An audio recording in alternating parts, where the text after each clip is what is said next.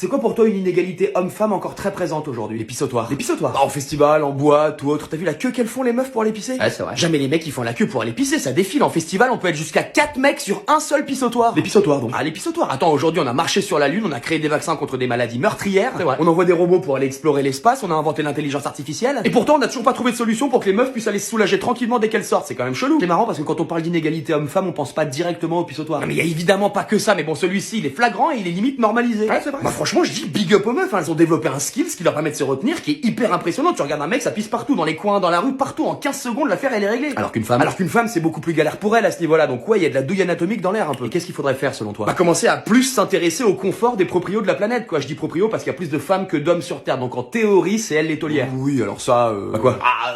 C'est un constat à nuancer si tu veux, parce que si on va par là, t'as des inégalités dans les deux sens. Ah bon? Vas-y, c'est quoi les inégalités pour les mecs? Ah, quand tu sors en boîte, par exemple, t'es pas sûr de rentrer alors qu'une fille elle rentre sans problème. Ouais, enfin... Ou dans l'industrie des films pour adultes, elles sont bien mieux payées que les hommes. Ok, t'as sorti vraiment les deux seuls exemples. Ah bah oui, mais ils n'en sont pas moins bien réels, donc bon. Ok, bref, juste là, je m'adresse aux ingénieurs. S'il vous plaît, essayez de vous replonger sur le sujet pour voir s'il n'y a pas quelque chose à faire, quoi, parce que putain, les pauvres.